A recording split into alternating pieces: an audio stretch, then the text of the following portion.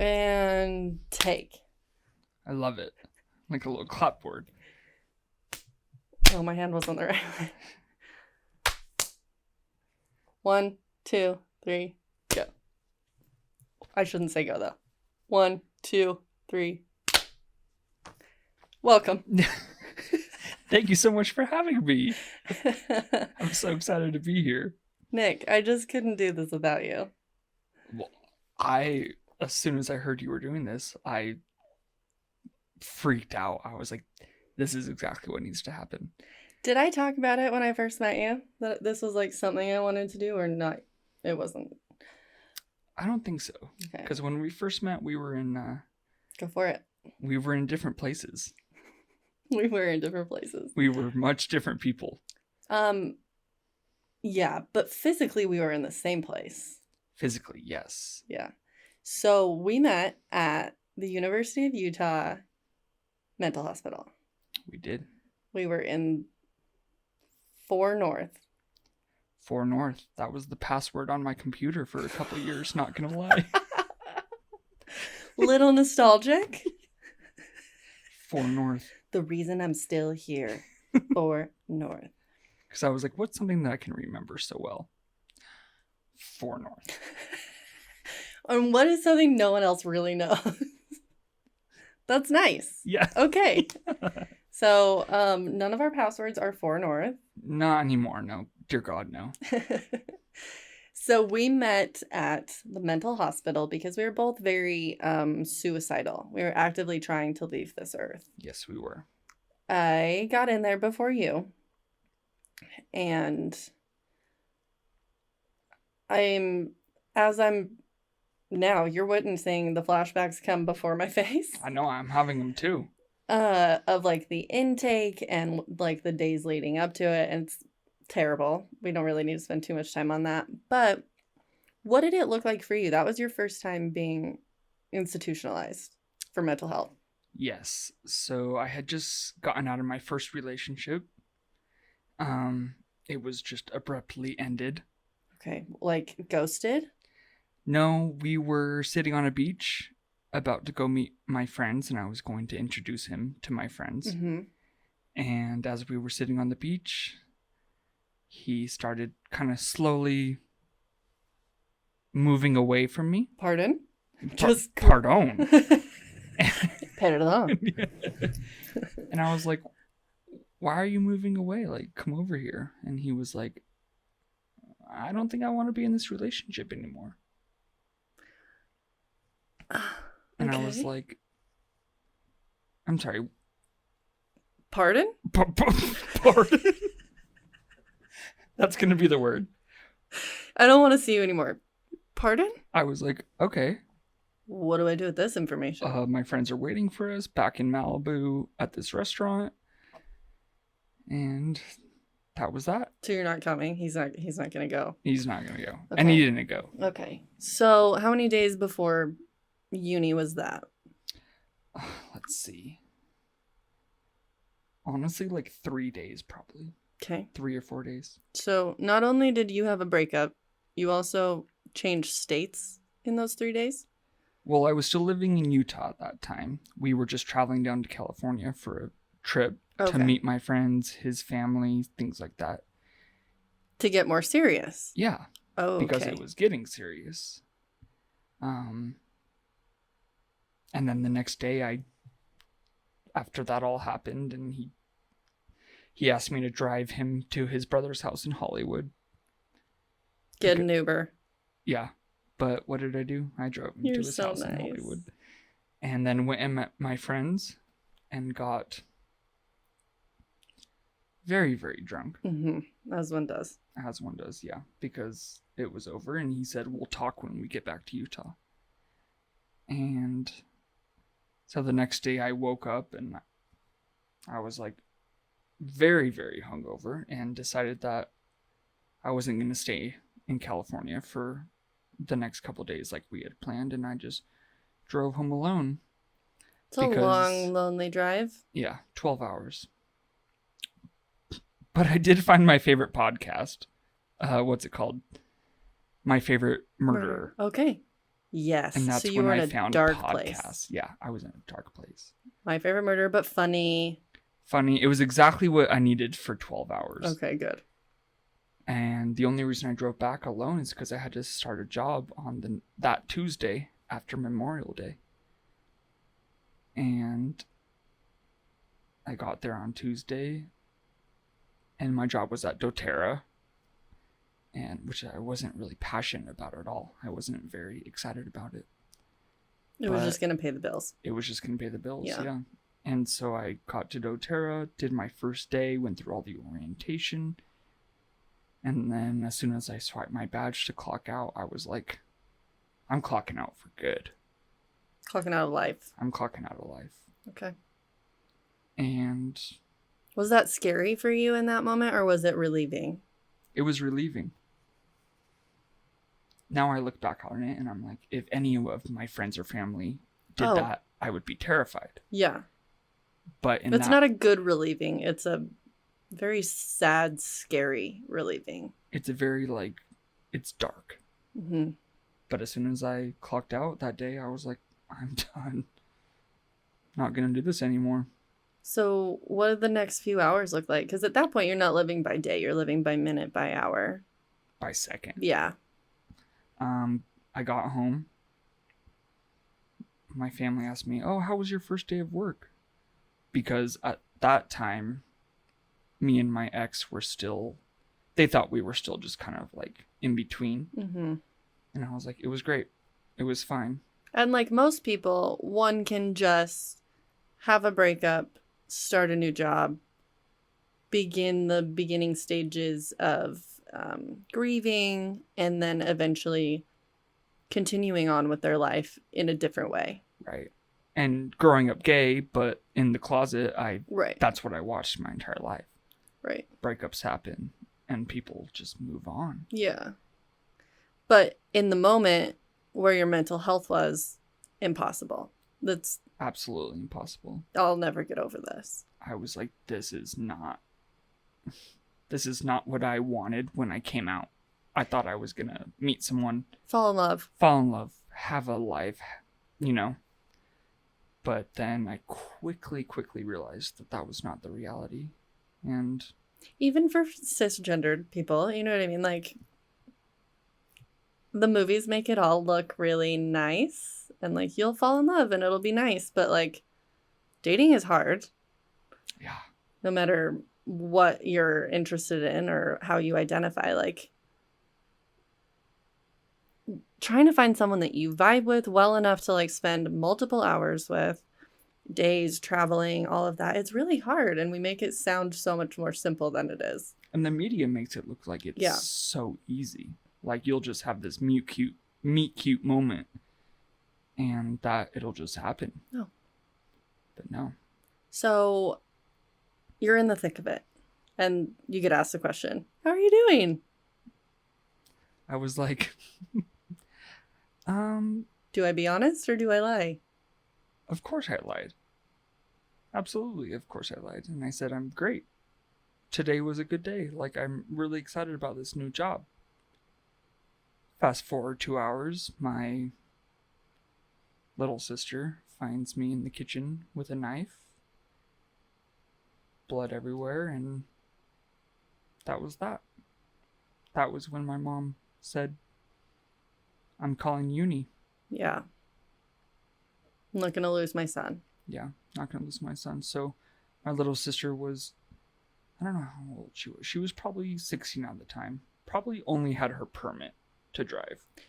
That's very traumatizing. And my mom sat with me in the back seat and held my wrists with paper towels as my little sister drove us to uni.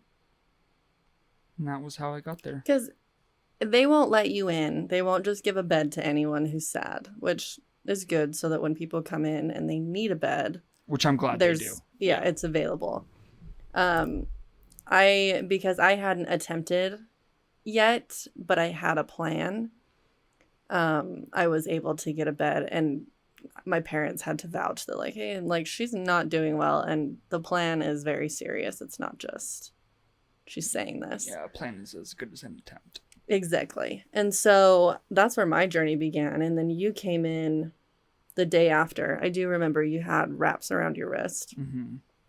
And there's people of all ages in this unit, all backgrounds. Like, you just never know. And one thing I quickly learned was no one's dying to tell you their story. Mm-mm. It's one of those things you just learn in group therapy.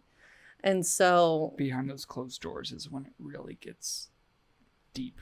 yeah, I remember hearing a little bit of your story, and obviously they're really discouraging you from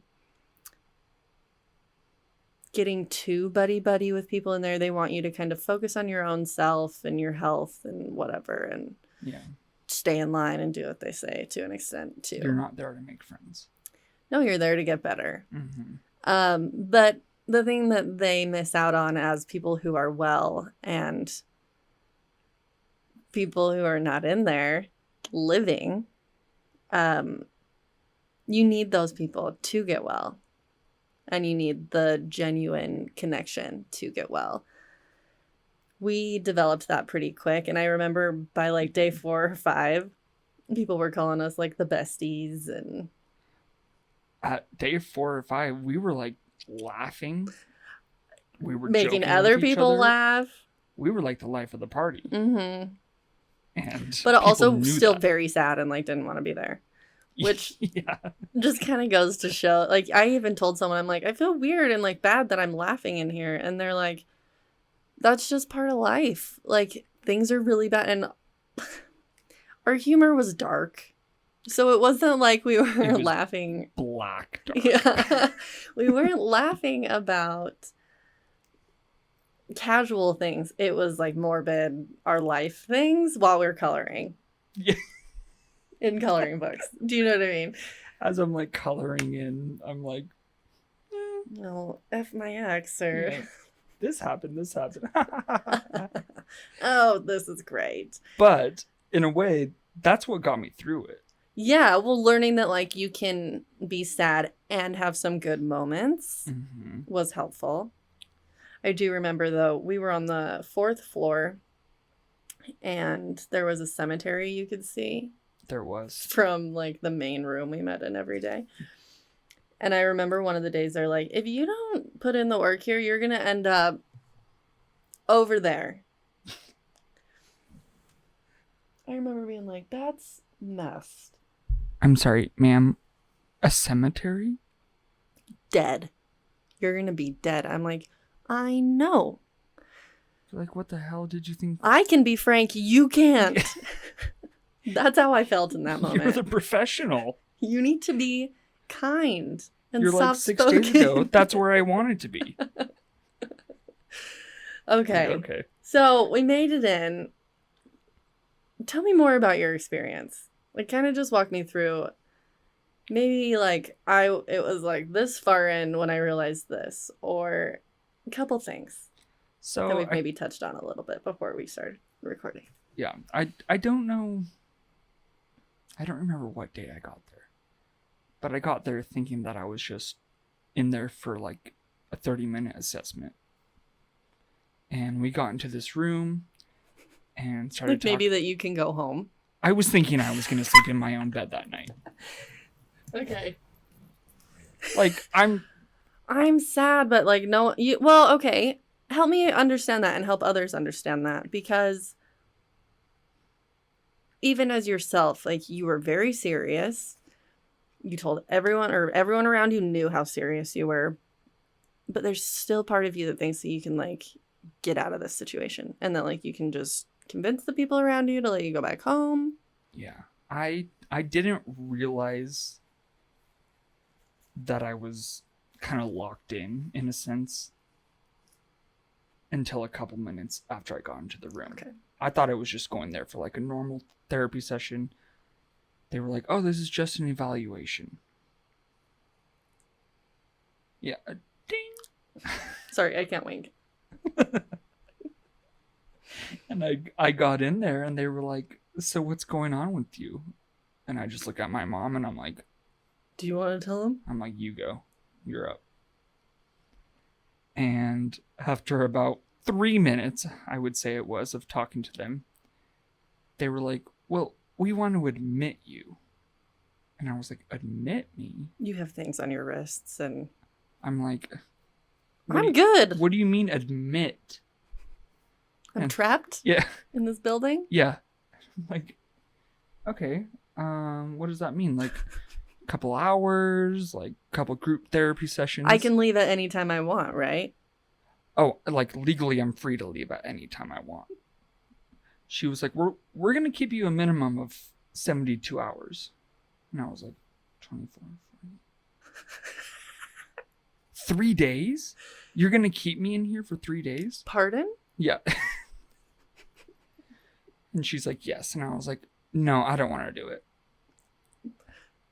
I'd rather be dead. I was like, nope, I'm going home. I'm sleeping in my bed. And she was like, actually, you really don't have a choice because of what you've just stated in the last couple minutes. She was like, so say goodbye to your family and I'll come see you in a few days. Yeah, tell them you'll see them in a few days and we're going to talk to them once a day. Get you upstairs to 4 North and we're going to put you in a gown and inspect your entire body. Tell you what unit you were going to, and it's for the severely depressed. That's what they told me. Like, it's not going to be wild. Just for the severely depressed. They didn't tell me anything. Oh, okay. The only thing they said is that you're going to be with people who are like you. Is that reassuring or scary in that moment? I'm going to be with a bunch of gay guys. Yes! In a hospital for 3 days. I'm like, all right. Sign me up. Put me in that gown. Turn on the cameras. Where are the ring lights, ladies? Yeah, I wish. And then I get up there and they put me in a gown and... Strip search. You know what happens? Yeah, exactly. You know what happens at that point. Bend over and cough. Bend over and cough. Hard. Here's the thing that really made my experience the most terrible was that they were also trying to connect with me on my tattoos. Really? Oh, those are cute. I'm like, I already want to die. You're like, I know your my comments on cool. my tattoos or my limb difference, not helping. And that's crazy because when I met you, I did not. Well, regardless of your limb difference, I didn't even know you had tattoos until I saw you come out. Well, I was quite covered most of the time. Those gowns are really drapey. Yeah. And I didn't know. Well, but I got my clothes back by the time you were in. So you came in with scrubs, right? Because they have to like check through all your stuff and pre-approve every clothing item you have. So my clothes I had gotten just that day that you got checked in. So I was wearing like jackets and it was cold and whatever, comfy clothes. So you came in your scrubs and I was already like civilian in there. In this place, if you see someone in their actual clothes, you know they're like... They've been there for a minute. They've been there for a minute. Yeah. Because I remember hearing that I don't get my clothes back for 24 hours. Yep. And in that you place... get your sticky socks. I still have some sticky socks, honestly. I'm like, I'll promote those. And now, like, having lived in a hospital, I'm so comfortable in hospitals. Mm-hmm. And every time I go, like, for surgery or whatever, I'm like, can you give me a different color pair of sticky socks? I know you have them.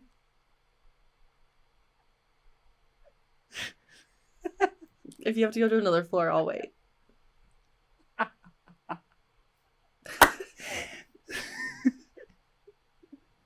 I'm sorry. That's so true. You're like, I know they're here somewhere. There's drawers of them. Yeah. So. I'll take the yellow ones. Let's go. Yeah. But yeah, I didn't know you had a limb difference until it was probably like day 3. And like talking about it or something. Yeah, because we were walking, because we got our outside time and we were walking the little, the circle. Yes. That they do. And then you just said something about it and I was like, wait, what? And then you showed me and I was like, we've known each other for 3 days and we've become best friends. And I had no idea. Well, also, that really just wasn't something I was struggling with at the time. Mm-hmm. And I have noticed doing this podcast and looking back on my life, I really only bring it up like right away. Now I do it because it's basically my job. Right. But before, I was doing it when it was like something that I had to like really take care of myself with. So I was like, hey, like, just so you know, I only have one finger. If you want to ask questions, you can. But then like getting that out of the way for myself. Mm-hmm. Whereas there, I was like worrying about so much more in my life that it just wasn't even something that we talked about. Right. So that would make sense to me. Yeah, and I think I just honestly saw you as a person, like, because we connected so easily immediately. Well, and in a place like that, like I saw everyone in there at such a vulnerable and just raw state. It's their lowest. Yeah, everyone's walking in there at their lowest and desperate for help. So you're a little bit more open to just like sharing the worst parts of your brain with the people in there with you. Plus, it's anonymous. So everyone's kind of just taking that knowledge of like, okay, no one's going to go around and spread my name or this or that because you wouldn't want the same to happen to you. Right. But to me, it really seemed like, oh, like I'm getting to know the actual real version of these people that people in society don't get. We all walk around with walls up and armor and whatever. Mm-hmm. In there was nothing. There was no status. There was no anything. Ageism. You're butt naked in scrubs. There's no walls. Mm-mm. And you obviously are having a hard ass time. Yeah. What brought you in? What brought you in? And I mean, what, 6 hours of therapy a day? 7 or 5 out of 6 if you're of them counting group? even like the music and the art, like that's full work day of just therapy. Just therapy. And I remember my first day I got in there probably like 3 or 4 in the afternoon. Mm-hmm. And I woke up to this choir singing Wake Me Up When September Ends. That was the music session, huh? And I woke up and I was like, what is going on? Like, is there a concert outside? Walked into the room in my scrubs, and the lady right before I walked in goes, just to let you know, if you want to get out of here, you have to participate. And I remember thinking, that's interesting. And I go in there and I'm in my scrubs and you were there and everyone was just singing Wake Me Up When September Ends. Tell you what, though, I wasn't singing. Tell you what, I was on day 2 and I said, nope. But I'll participate in other ways. Yeah. But that is so vividly etched into my mind, that song. Well, and you walked in with someone else that day. And so you weren't the only one in scrubs. There were a couple, at least 2 of you that I remember. Mm-hmm. And so that got to have helped a little bit to not be the only one walking into like, oh, what is this? But also it looks very like culty at the same time. It does. It definitely does. And I was like, how is this supposed to help me? I think the thing that was really overwhelming to me was that you're in there with people at different stages of being in there. So my day 2, a girl was just getting ready to go home and she was like preaching to everyone in the room, this is working and just do it. And I'm so happy and I've been here for like who knows how long. People are there for weeks or days or whatever they need. But it makes you be like, well, okay, so let me backtrack. It made me be like, this lady's full of shit. Yep. She just told me that she walked in here 5 days ago or something crazy. She's miraculously healed. Wanting to kill her children. Because that's a real thing, but I know exactly who you're talking about. But it's just kind of like, okay, where do we, I don't know the like institutionalized setup or the business behind it all and why they do things the way they do. It didn't seem like there it seemed like the pendulum was too wide. It was swinging from this end to this end. Yep. There And was there no were- one in the middle. It was you're coming in scrubs, and you're leaving. There was a dude in there who couldn't. He was wearing sunglasses for a few days because every time he looked in the mirror, he saw the devil. Mm-hmm. That's fine. It was fine. Scared the shit out of me. Yeah. It was interesting to see the spectrum that place can hold. Mm-hmm. But at the same time, to like make this whole I'm also having flashbacks, so I'm sorry. I know, me too. I haven't talked about this in a while. I haven't either, or even really thought about the people in there, which, let me just say, the thing I did walk out of there with was, if you ever want to just find a good group of people who've had a shit card handed to them, or shit deck handed to them, yeah, that's where they are. Oh, yep. They're in there. They're good people who have a lot of really hard problems they're working through and a lot of terrible situations they've been put in, whether at their own self or by someone else doing it. And there's only one way out alive. And a lot of times it's through institutionalization. Yeah, and believe it or not, you will relate to them. Mm-hmm. Yes. You will have something in common with them. Whether or not they're, multiple personality disorder, or they're seeing people or hearing voices. That's just one specific thing that they're going through. Mm-hmm. And here's the thing. It's really not good or bad. It is what it is. Those people have the same needs and the same desires as all of us. And that's to be living a happy, healthy life. Wanting connection with people. Meaningful connection with people. And to be seen and heard. A lot of the people that we had group therapy with, you're just like, okay, I get it.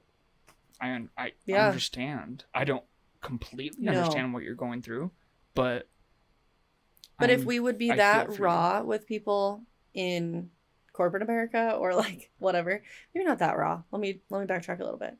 If we were to show up authentically and answer people honestly when they ask us how we're doing, and then foster those meaningful connections, I don't think as many of us would need to go to a mental hospital. Absolutely. I 100% agree. Because what's the common word you say when someone asks you, how are you? I'm good. That was one thing too when we got in there. There was a therapist that was telling us to fake it. Fake it to make it. Will you help tell the story of the Titanic analogy that she... The Titanic analogy, you all heard me, right? A therapist in a mental hospital gave her group. Before I go there, she quit that day. Because of the riots. I wonder why. I know. All right, so Titanic. Did she quit or was she fired? I think she quit because I heard her screaming. Oh, okay. I don't know. I never followed up on that. We don't really need to know. Whatever it is, it's in the past. She did not be in there anymore. Oh, the Titanic group therapy session. That is a core memory for me of my early 20s. We were walked to this room in another unit. There were... What was this? It was day 4? Probably. For me. Yeah. It's like day 5 for me. I was there for 7 days. It's called psychotherapy. Yeah. And this was what they called severely depressed group or unit. And we went over to this smaller room, probably no bigger than this set, actually. This exact size, actually. And she sat over there, and then the rest of us sat in a circle, and... My gosh, I can see it right now. There's probably 9 or 10 of us. Yep. Very comfy chairs. I was chilling. I was chilling until she opened her mouth. Mm-hmm. Yeah. Okay, Proceed. so I set the stage. you did. Oh man, yeah, I was chilling too. Those are good chairs. Yeah, it was not bad. And I was like, who's this new lady? She's kind of cute. She's like in her 60s. She's like feeling it. She's like a little blonde lady. Maybe Like, been a therapist for a little bit. No. so, She'd been a therapist for a couple years, yeah? couple years, yeah, this was her midlife crisis job. Yeah, or like, I'm sick of being at home. My kids are gone. Yeah, I need to do Target's something. not doing it for me. So, She chose the wrong career path, let me tell you what. and you know what? I feel like we were all put in that room that day for a very specific reason because someone had to put her in her place. And you know, you only need like one type A person to do that. She was in a room of like 5 or 6. And we were all sitting there like, bring it on, Linda. Bring it. Show us what you got. Listen, Linda. Yeah, ooh, Oh, you're good. okay. Here. So you keep doing that. You're good. You're good. This is what editing is for, It right? is. Or leave it in. Or leave it in. So, We'll call her Linda. let's 'Cause go I with know Linda. that's not her name. Blonde, 65, has 2 kids Means named well. I know she Samuel does. and Miranda. She lives in Sugar House. Her husband is No, she lives in Alpine. Yep. That lady lives in Alpine. Mm-mm. Or Highland, either or. You're so right. Alpine Mhm. for sure. She has a dog named Benji. And she is the Ward Relief Society second counselor. And it's a golden doodle. Oh, it's a golden doodle for Big sure. one. Jumps on everyone.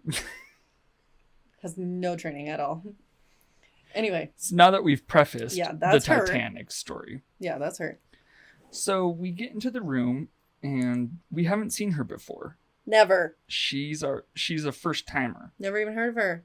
Nope, never even heard of her. No one has met with her because we all had to sign psychiatrists. And no one has met with her. Okay, I don't remember that part. That would make Right, sense, though? Like yeah. we all had assigned people. Yeah. She gets in there and starts off the group with, all right, guys, imagine we're on the Titanic. We all know that ship sank, right? We're like, oh, the one that went down and killed thousands of people. Yep. Bottom of the ocean. You're That gonna one, have to- ma'am? Yeah. Are we thinking of the same? I mean, you're talking about Jack Dawson and Rose. Those ones? Yeah. She's like, oh yeah, absolutely. Those ones. Okay. We're all just like, We're all where's like, this where going? is this headed? Because we all know the end of that story. Mm-hmm. And you're going to have to help me out with this because I don't know will. how she pieced it together. I believe it was okay, she didn't wide open say, "Hey, Titanic." It was like you got to fake it till you make it. Which we've had 2 or 3 days at least at this time talking about how all of us are there because we were faking it and trying to survive, but we were telling everyone we were fine, but now we're not. And We're not faking it anymore. Yeah, we're not faking anything. And at that point, I had already made the decision that, like, when I get out of here, that question that we'd use so often, how are ya? Right? I'm going to start answering that, honestly. So careful who you ask. Granted, I got better at it of, like, I'm not going to tell them my whole shitstorm right now. Or just, like, I'm just not having a good day. How are Right. you? But, Right. so she goes... and a lot of us in there are like, no, I disagree. A few of us were just like, I disagree. And she's like, no, like, she dug her heels in. She's like, no, you gotta fake it until you make it. Let me just give you this analogy. You're right. This is all coming back to me now. And then she goes, you know the musicians on the Titanic? Oh my gosh. I think I did this. I like leaned forward from my chair and I was like, You're like the ones playing Near My God to Thee as people are as dying. people are jumping from. So they're faking. She's like, they're faking it. they could be screaming and jumping like the other people, but they're not. Wow, you remember so much more of this than I do. Oh, it's burned. Burned in here. And I remember there was this one more dominant gal who had been there longer than anyone in our group. Yep. And she was like, no. Nope. I'm a frequent flyer. I know how this stuff works. She was. That's what people called her. She was a frequent flyer. Yeah. At uni. And I was like, I don't need to say anything. She's got it. We all just got real comfy in our chairs. I think if anything, we all just were like, and if you really try to say no to her, then we'll all jump in. But like, she was doing a good job and was really explaining like, hey, it almost got to the end of the analogy, but then she's like, we're all in a really fragile state. I think you're sending everyone on edge right now. I'd like to end the session immediately. Yep. And go find someone else. And we did. She was like... We sure did. She was so surprised that we were all so upset. She was very offended. Yeah. But the analogy is that we're all sinking. Uh-huh. And you gotta just Everyone's sinking, and you just gotta keep playing your violin. What happened to those musicians, though? They died. Yeah. So bad advice. So all of us were like, this is the worst analogy we have ever heard. So in a way, all of us in the room realized we wanted to live.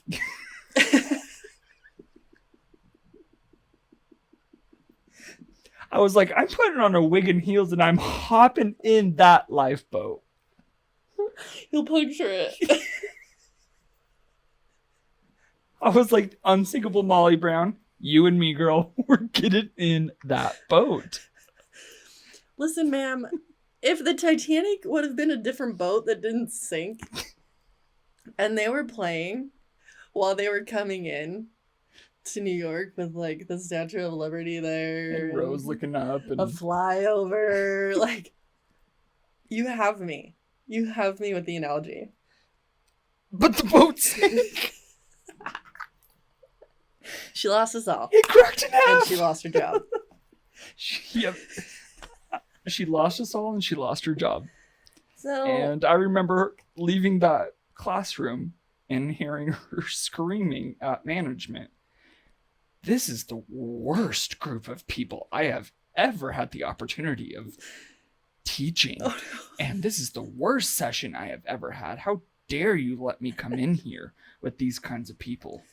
She was bullied by a bunch of insane people. She was bullied by a bunch of kids on Xanax and Prozac who had just tried to kill themselves a couple days earlier. Which is That's a rough day for her. That's a really rough day.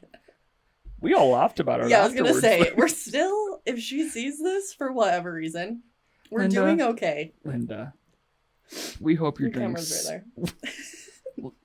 Sweet Linda, we hope you're doing so well. And we hope that you never get on a cruise ship. Ever again. Or teach therapy. Stick to your day job, sweetheart. We love you. What if that's it, though? Go back to school, find a new one. Maybe accounting. I just think, man, it doesn't take a genius to know that you're not going to walk into a mental hospital and use a Titanic analogy. So, I digress. But thank you for sharing that moment with me, because... That is a pivotal moment. I don't think in my anyone career. would believe that it was real. No. Unless two people were able to sit here and tell it like that, so... And say that a grief counselor talking to a room full of people about despair and suicide. Picture yourself on this boat. On a sinking ship. Go down like with a it. Famous historical boat that just didn't make it. No. And well... You know what? We made it out. If uni was the Titanic, we survived. We were on that first lifeboat. We were first class. Yeah. Well, I mean, I guess technically it is the Titanic because now it's Huntsman. So uni, Huntsman, new boat. 4 North. No more. That was something of the early 2000s and before. But I will say that conversation made me realize that I am able to choose my own therapist. Mm-hmm. I'm able to choose someone who I relate to, and if I don't like them, just because they're a professional, just because they've gone to school, does not mean that I'm going to relate to them.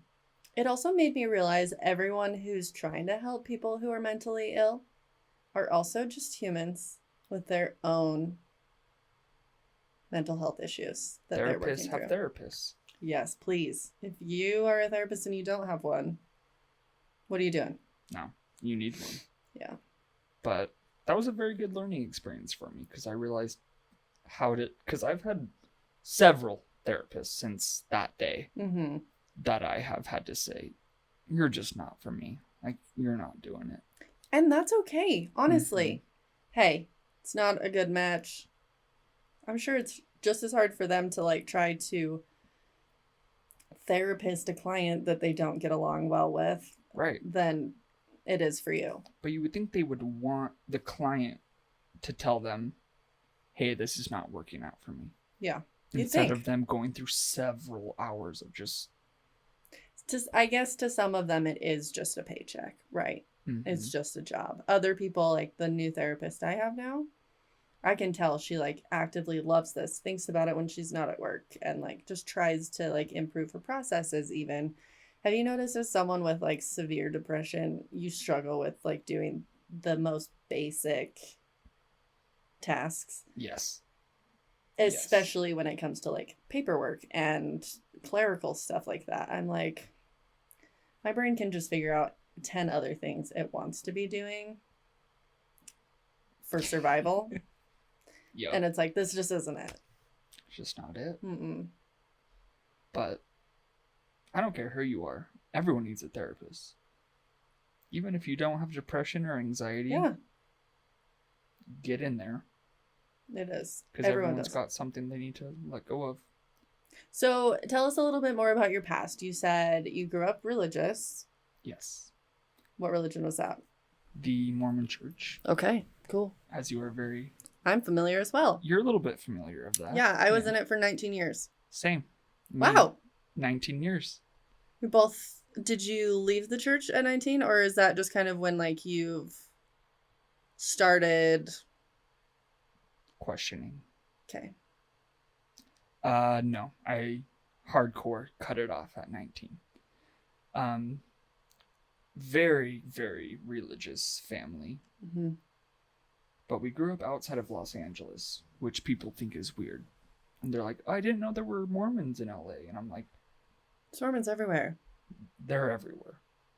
It's literally the main goal. That's exactly. They want to be everywhere. Yeah.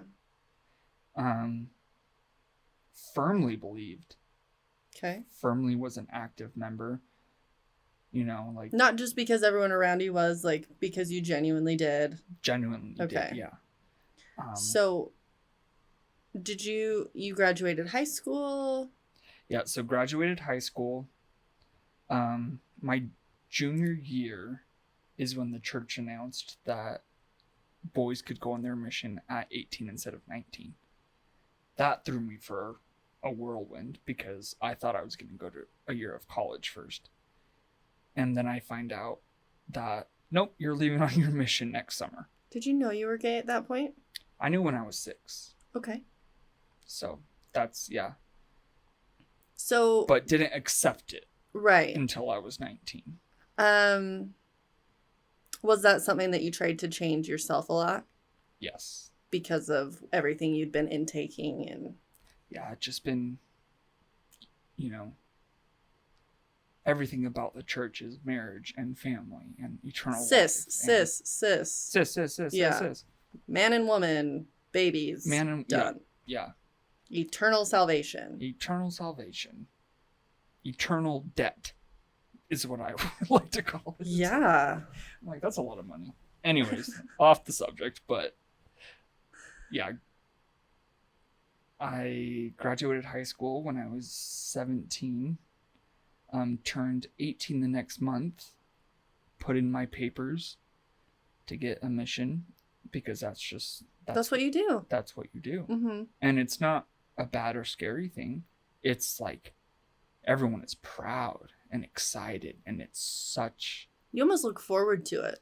You do. I remember I was sending off a missionary, and it's like, it's just something you and your friends do. Like, you get together to read their call, and where are they going? And then... Yep. I get it. Yeah, it's a whole cultural thing. It is very cultural. And at the time, I was so excited. I was so excited to go on my mission because... That would save you? It would save me.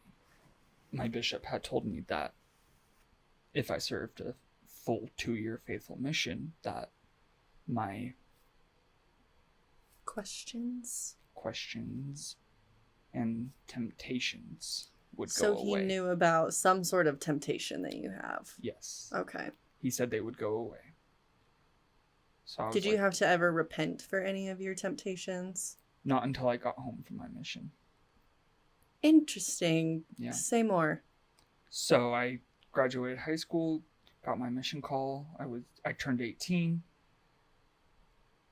Like, my house was filled with, like, someone counted, and it was like 120 people Elder Williams in my house. Yes. Getting his mission call. All my friends from high school, like everybody in the church, all my non-Mormon friends, because they knew how much it meant to me. Mm-hmm. And I open it up and I read it, and it's like, you're assigned to the Rosario, Argentina mission. And I just like sob. Is that good or bad? I don't know what it was. I don't know whether it was, oh my gosh, if I want to come home from my mission, it's going to take me a little while, or if this is so cool, I get to go learn Spanish and I get to go do all this. But I am so far away. But I was sobbing, and eventually I was so excited about it. Then after that, I became very severely depressed because it was really finally happening. It was the moment in my religious journey mm-hmm.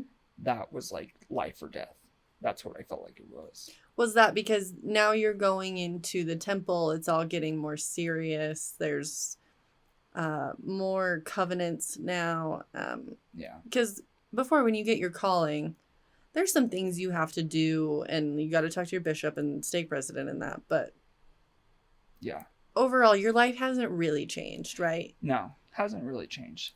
But then you go through the temple.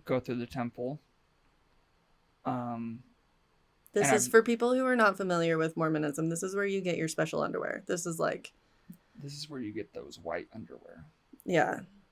And as soon as you go through there, you wear them until the day you die. You're buried in them, actually. And you know different stuff. That's when you get more information, more into like the big picture of the church than you've ever known before. Ever. Yeah, that is where you get actually pretty much all the information that they're willing to tell you And people refer to it as secret. Yeah. But they refer to it as sacred. And that's depends on what side you're on, right? Yeah, and that's why they don't talk to anyone about it. But I have never had that strong of imposter syndrome in my life than when I walked into that temple for the first time. Because as a young kid, for the people who don't know, like, you can go into the temple for certain things. Mm-hmm. I would explain it more as there's levels to a temple. That's exactly what it is. Yeah. So when you're a kid, you can go into the basement. Yeah. Literally the basement. Has a big tub. It's great. I'll cut this out, but this is fun for us. It's yeah, on bowls. It makes a lot of sense. Lots of like gold statues and white, and because they got to put their money into something. I mean, $7 billion a year. Anyways. 100 billion just in the bank. Anyway, where was I? There are levels to the temple, and as a child, you go in, but you're now at a higher level, getting ready to go preach the word of God to the Argentine people. Which is Argentinian? Argentine? You're You know, I going never- you're going to teach the people of Argentina the word of God, Going to and so teach you the have to people know a of lot. Argentina. Yes, you have to know everything. Yeah. And you have to firmly believe it. Because if you're going to travel that far and learn another language, you gotta be pretty It's 2 years far of your into it. life. It's not just a week. It's 2 years of the prime of your life. You're 18. Hey, we left that part out. It is. It's like part of your prime. It's where all your friends are going to college. And Yeah. you're not. Mm-hmm. But yeah, I've never had that much of an imposter syndrome in my life. So that felt like faking it. That was, when I was in there doing all the things, wearing all the things, saying all the things. Mm-hmm. That is when I thought, maybe this isn't for me. Like, I don't know if I actually believe in this. Mm-hmm.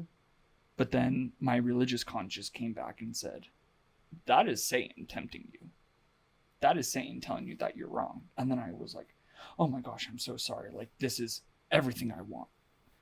And so I dove in head first, thinking that that is what was going to save me. But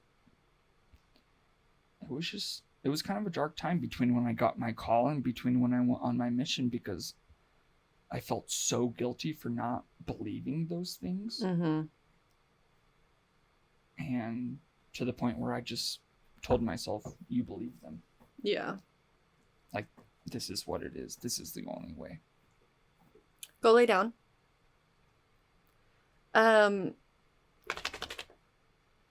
Beautiful. Love it. So when you got back from your mission, were there any sorry, let me backtrack after I said that. Louise, go lay down. Go lay down. Go lay down. No. Please, go lay down. She's like, you guys have been talking way too long. She's okay. On your mission, were there any suicidal ideation thoughts? So, Go lay down. I'm sorry, let's pause. she can tell. Okay. So, we were at... On your mission, did you have any dark thoughts? Or when did those start? Oh, that's right. So, are we recording? Yeah. Yes. We never are. stopped. So I was actually only on my mission for 7 weeks. Okay.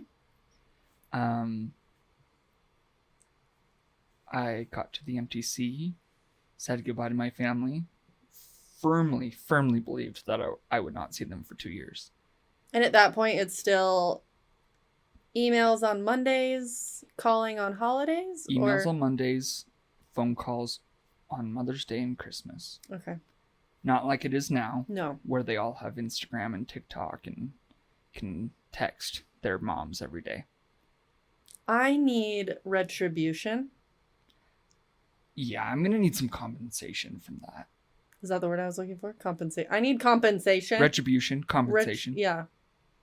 I try to say big words. I'm never confident about them.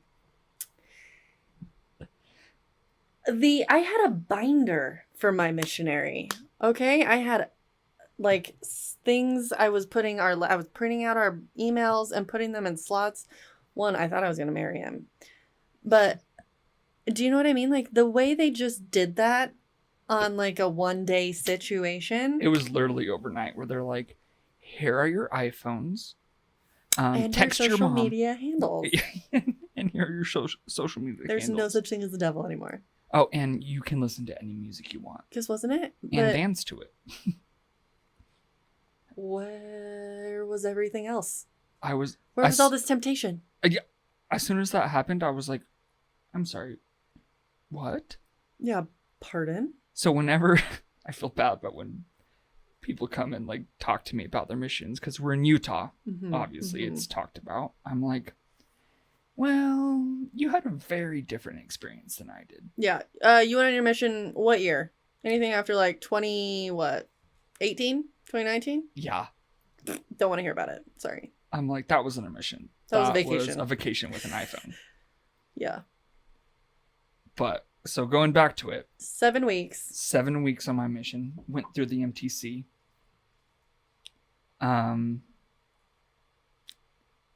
Learned more Spanish in those 5 weeks than I did in 3 years of high school Spanish. Which is exactly why I never took high school Spanish and I moved to Spain for 10 months and became fluent.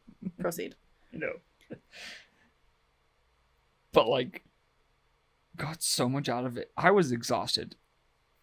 I lost my voice for the first time ever in my life being in the MTC. You're just talking more all than you day ever long.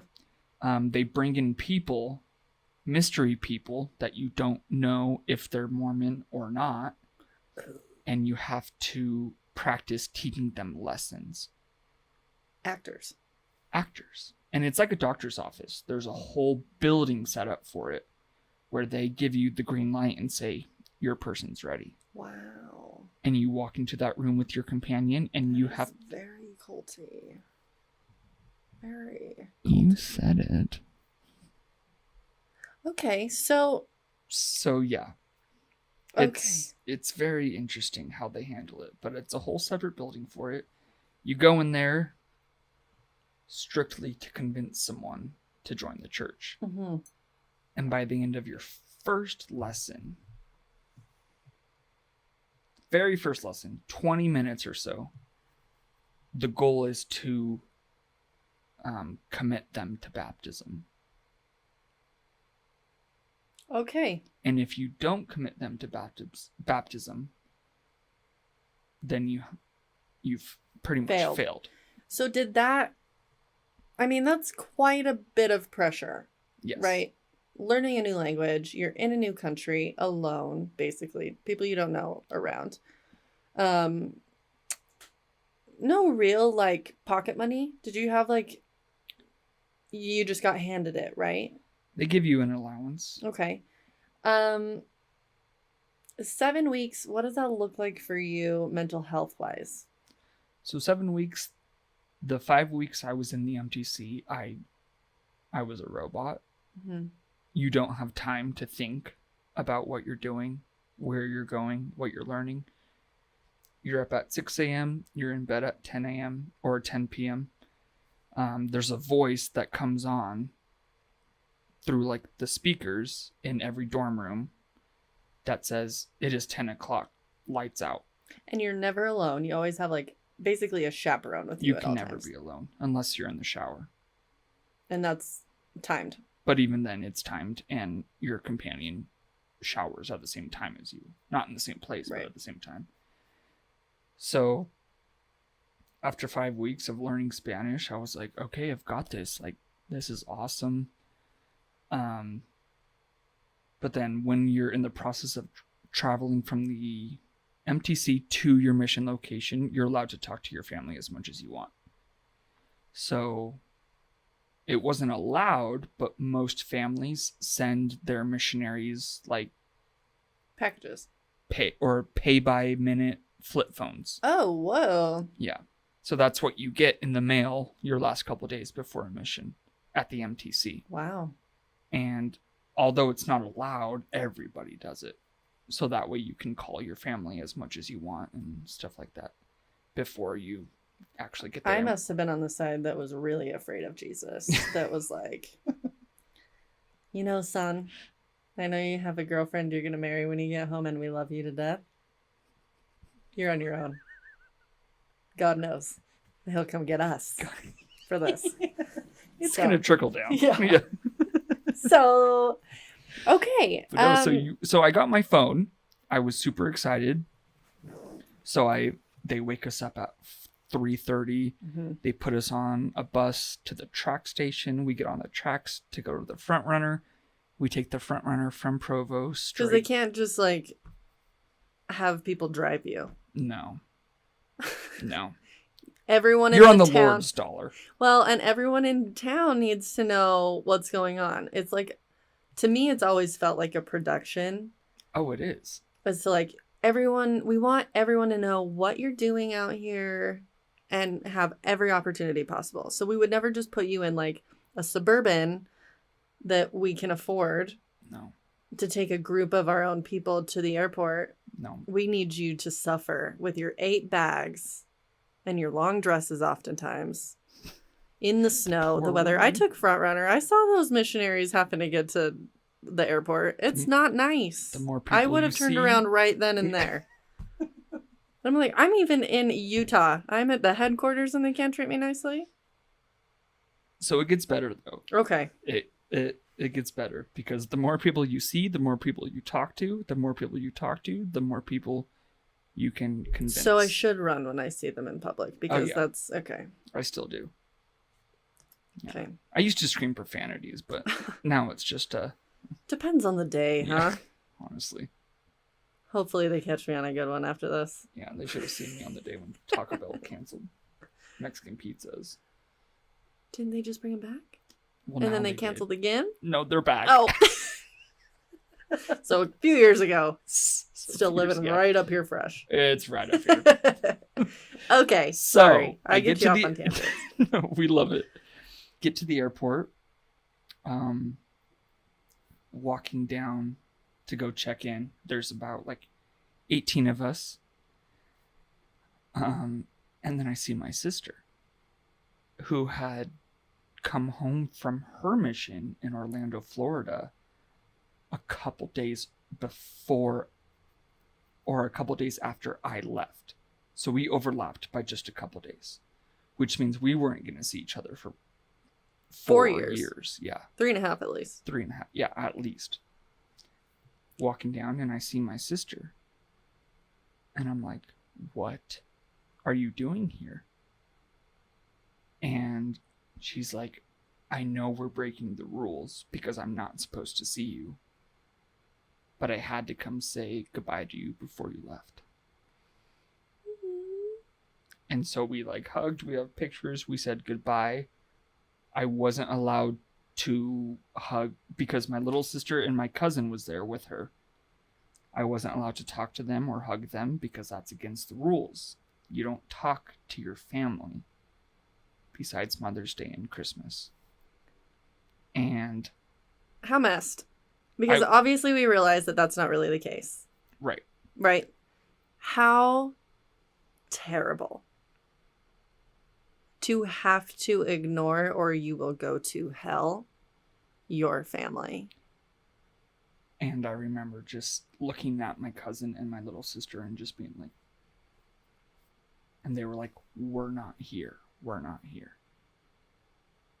And I remember as soon as, so me and my sister hugged once, a quick little, Christian side hug. Because even though it's your sister, it's still a girl. It's still a girl, and you're not supposed to touch girls.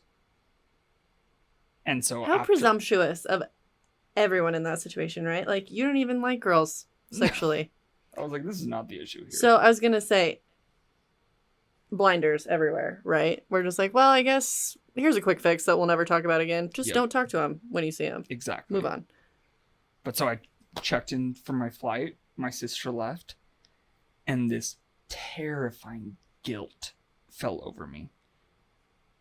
And I was like, oh my gosh, I just broke the rules. I'm 5 weeks in and I've already broken the rules. Checked into my flight. We flew from Salt Lake to Atlanta, and we had a long layover in Atlanta. And I just called my parents as soon as we landed there and was like, I feel bad about this. Like, I don't think that was right. Like, why did you guys let me break the rules? Why did you send her here? Why did you send her here? But then I was like, why am I thinking this? Because she just got off her mission, so shouldn't she know better? And stuff like that. And then I just remember I was on the phone getting on the plane. It was a massive plane because it was going from Atlanta to Buenos Aires. Mm-hmm. So there were like 9 seats in a row. And I was in the very smack dab middle. And I was talking to my cousin. And he was like, all right, we'll talk to you on Christmas. Or like, we'll talk to you on Mother's Day. And I was like, okay, bye. I hung up the phone and I was just like, holy shit. this is actually happening. Like, every moment has led up to this. And that whole flight, I was just like, I don't think I'm going to last 2 years. I really don't think I'm going to do it. Got to Argentina. This has been the longest 5 weeks of my life. I'm like, I don't even know what I'm doing. Like, I don't know who I am.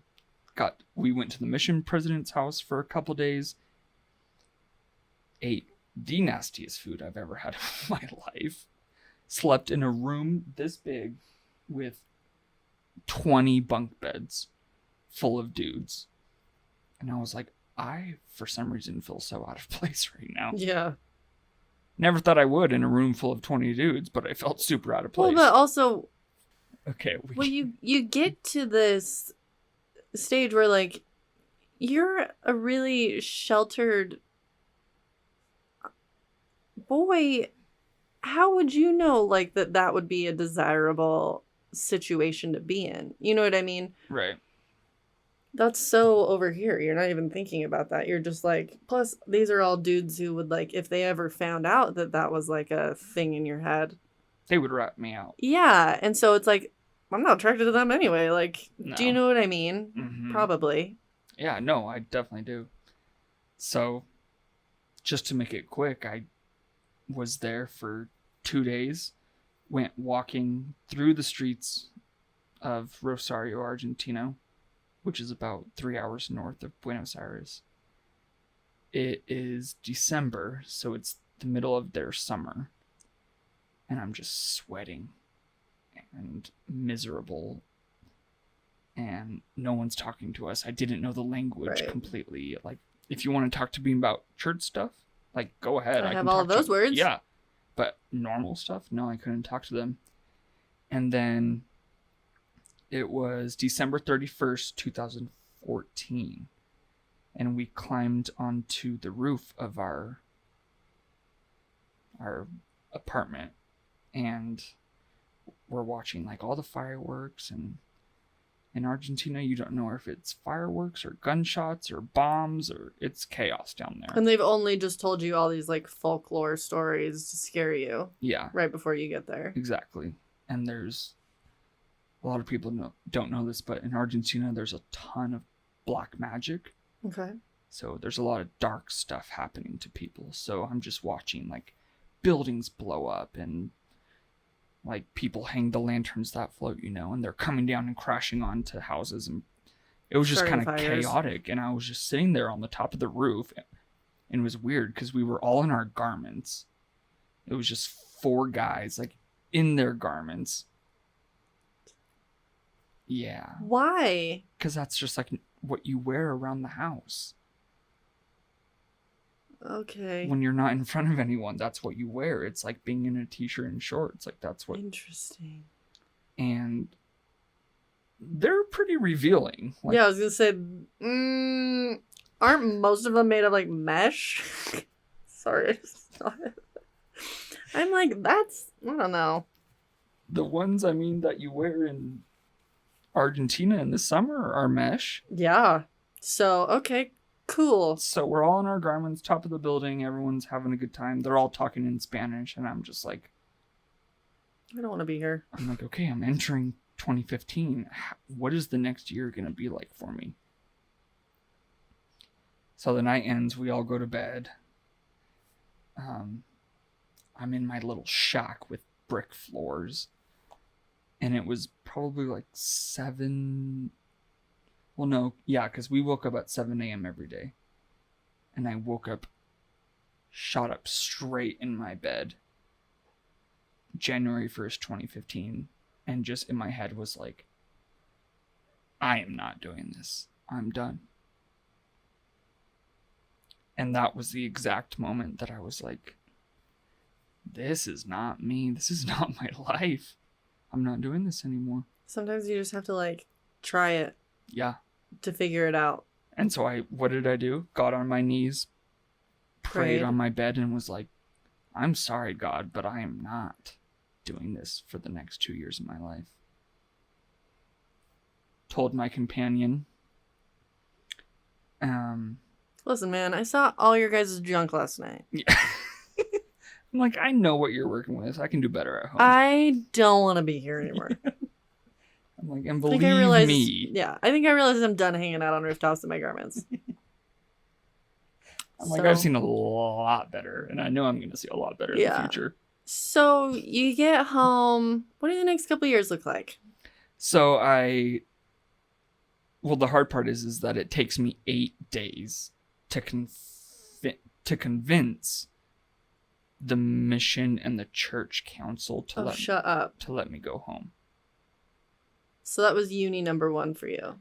That was uni number it's like 1. You can leave if you want, but like, we're your ticket home. Because I didn't tell them I was gay. Yeah. Until day 8. So the first 7 days were saying, I'm depressed, I'm anxious, I'm suicidal, This isn't for me. This isn't for me. Like, I sinned in high school and I feel bad. I want to go home. And their responses were, well, talk to the mission president, talk to our church psychiatrist, talk to someone back in Salt Lake City. And then the second I said, I'm gay, the mission president goes, temple recommend? And I put it in his hand. And he walks away and never says a single word, and I was on the next flight out of Buenos Aires. And that's how my mission ended. And that's when I firmly believed, like, this is... So to that mission president, granted that was like you being like, send me home, I really need to go home. And so he finally folded. But 8 days. But also, like, he could have still sent you home with your temple recommend. Because being gay is not an issue. It's what? Acting right? on it. Acting on it. So, okay. I just, like, could not believe that it took me 8 days. Right.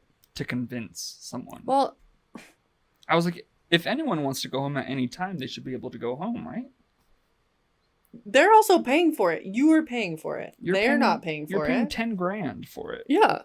So it's not like it's any money off their back. Exactly. But the second I said the word gay. Ah! No. No, not for me. No. And the worst part about it, I had to come out in Spanish. No. I didn't even come out in my own language.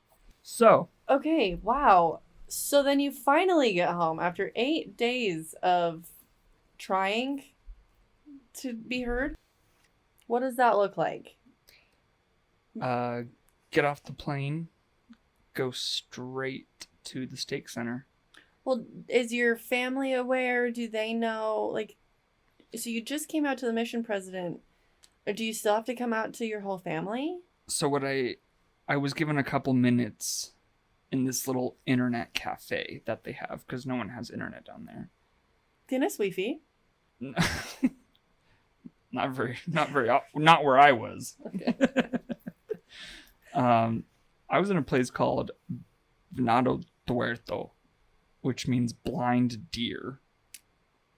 And it was mud and bricks and dirt.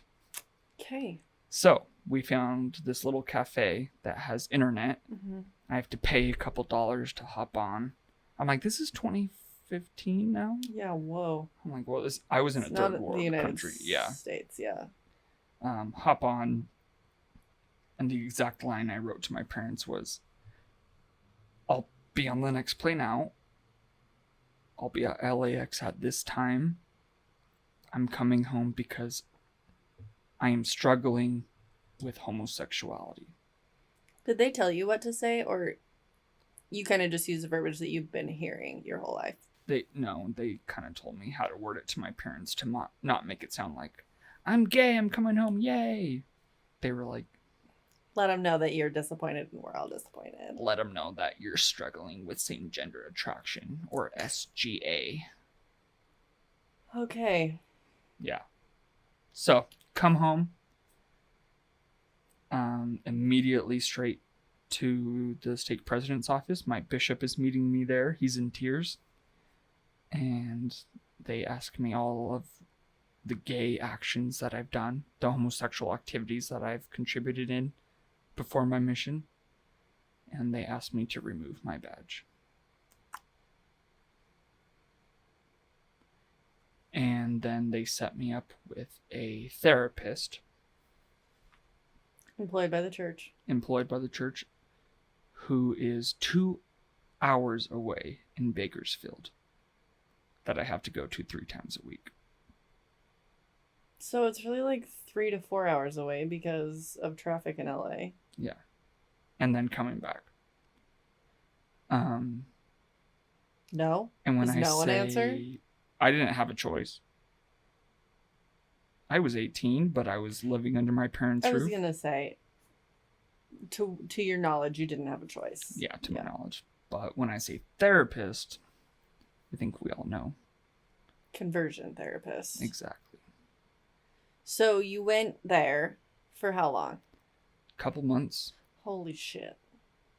Couple months. So your mental health's already not doing great. No. We're already not doing great. And then we get sent to a conversion therapist. Get sent to a conversion therapist, and then my family decides to sell our house and move to Utah. Because what could get worse? After everything I'd been through, my parents are like, let's leave your hometown. Let's move to Highland, Utah. Highland, Utah. And as someone from outside of Utah, you don't really know what that is until you get here. And I don't even know what it is. I just know when I say it, the people who've been around Utah, you just know. And it's not that it's good or bad. It's known as the bubble. Okay. Outside of Utah, people refer to it as the bubble because there is a bubble. Okay. In those cities, that is. Did you watch the Andrew Garfield reenactment docuseries or whatever? No. About, it's called Under the Banner of Heaven. No. So did you hear about the murder in the 80s? That the two Mormon dudes were like trying to follow ancient prophecy, or not ancient. Mormon prophecy? Yeah. Thank you. So that was in like Highland Alpine area in the 80s. And Ted Bundy has his cave in Alpine, Utah. Yeah. Didn't know that. You'll have to take me there. Apparently it's a high school spot for the kids to go make out. I don't want to go there. Yeah. So, yeah, got home. Moved to Utah because my dad is now the art director for temples for the church. What a cool job, though. It's very cool. I get a flex on it. A lot of people. Art director. Yeah. So he is the one who chooses which paintings go where in every temple. Oh, so he's an art curator. Yeah. Wow. Yeah. That's fun. Because he's an interior designer, and he has his own, interior. He's design just keeping business. with his niche, making his religion part of his day-to-day life. That's the dream, religion-wise. Oh no, it's that's the dream. I mean, he's designed like Barbra Streisand's house and the Glee producer's house. Damn, dude.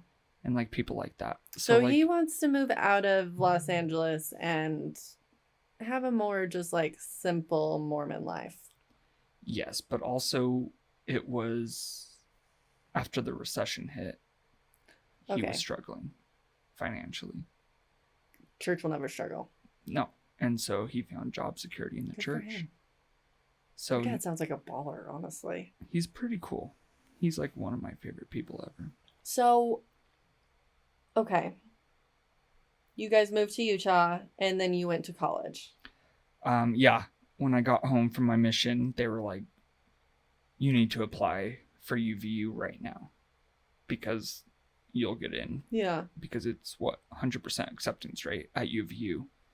They were like, we don't have time to go through all this stuff. Also, it's a good education. Oh, it's a great school. I loved it. Yeah. But the location is absolutely horrible. It's right in the center of Utah County. It's in the center of the bubble. Okay. So I get up there, go to UVU. I'm a theater arts major. Okay. Which is what I thought I wanted to do with my life. Mm-hmm. Because my entire life, my dad introduced me to like arts and Broadway, and I was a dancer my So whole you lived life. outside of Los Angeles, so it's kind of just... It was the norm, Yeah. yeah. But then I was like, I'm going to be an actor. Mm-hmm. And my therapist eventually cracked it on me and was like, you only wanted to be an actor your entire life because you wanted to be someone that you weren't and get paid for it. What? Mic drop, therapist. I was like, the audacity yeah, to say that to your face. We paid for her house. She was good at what she did. So she cracked that. And ever since then, I was like, oh my gosh, you're right. I was like, I don't want to be an actor. Tell me more about myself. Yeah. Like, what do you like about me? We're friends, right? Yeah. She's like, that's another 20. But yeah, went to college for the first year and then ended up realizing that I did not fit in Utah County, Utah. Yeah. As a gay 19-year-old. Who was no longer trying to suppress his urges. Right. And went a little bit overboard. What does that look like? You don't have to go into detail, but like excessive dating, hooking up, or... Yeah, both. Both. Okay. Overcompensating for 19 years of not being able to. I was like... Also just trying to figure it out, probably. Yeah, I was like, now that I'm out, like, holy shit, I can do whatever I want. Yeah. Also, who am I? What do I like? What do I not like? Yeah. But I didn't come out officially until a couple months after we got to Utah. And I moved into my first college apartment. Okay. Met one of my best friends, Bergen. And he was like openly gay and 19 and going to college there with me. And I was like, this is what it looks like. And I was like, I want that. I was like, I want to do that now. So that's when I like officially stopped going to church and like, you know, did all the gay things. And one night I just texted my parents and I was like, hey, just so you know, like, I'm going to come out officially tomorrow to everybody because only a couple certain people knew. And what did coming out to everyone officially look like to you?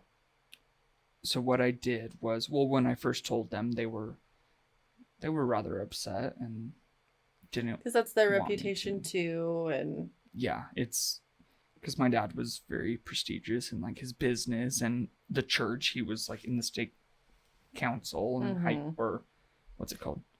It's been a minute. All those things I can't remember anymore. But okay. Yeah, so they asked me to, well, at least text your family tonight. Text everyone in the family in the group text and just tell them, and then come out publicly tomorrow morning. And I was like, okay, I can do that. Mm-hmm.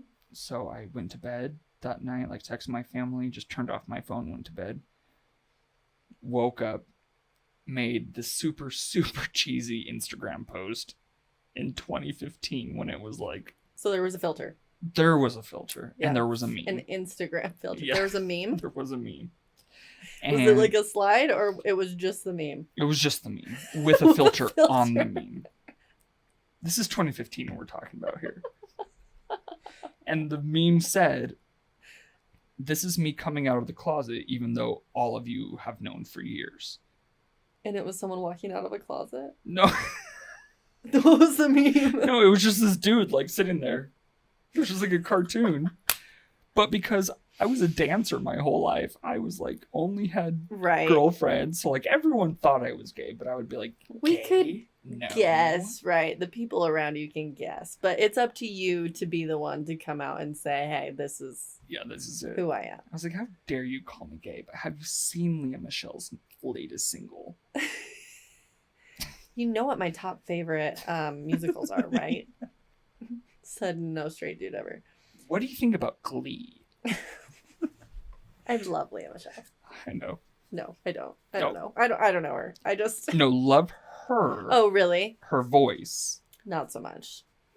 No, love her voice, not her. Oh, I was gonna say, because I think it just came out that she's like terrible to work with or something. Yeah, she's terrible. She was one of those Ellen situations. Because my dad designed the Glee producer's house. Oh, so he knew the tea. So he knew the tea, and in his contract was that me and my little sister got to spend a day on set with the director. That's so nice. So I got to watch her and work, and she was a little uptight, a little too much. And okay. I was like, I love your voice, but just don't talk after you're done singing. This is where you end. We're done. We're done. Michelle. So, okay. Oh, wait, so I post. So I wake up So the you next post. morning. I post that meme with the filter on it. Mm-hmm. I have an 8 a.m. biology class at UVU. I post a thing that I'm out. I turn off my phone. Also, it's 2015. We're not on our phones like this at the time. We're not. We don't have TikTok or stories or anything. Or Right. Snapchat is still only pictures. So those people can wait a couple hours. So I post it, turn off my phone, and I go into class, and then that was it. I was out. Fireworks after, though? Fireworks. Did it feel like fireworks? Like you were just able to be you now? I took like the first breath of my life. That's amazing. And it's been a journey ever since, but I would not do it any other way. So then, okay, you get to this point where you're like, I'm so glad I'm out and I'm able to be my authentic self. It's been a rough 19 years, but like things are starting to look up, right? Right. Where does it start to go to where you're now an adult who, you know who you are, you know what you're into, what you like, just in general even. Right. You've lived on your own a little bit now. Where do things start to get hard with your mental health and that journey?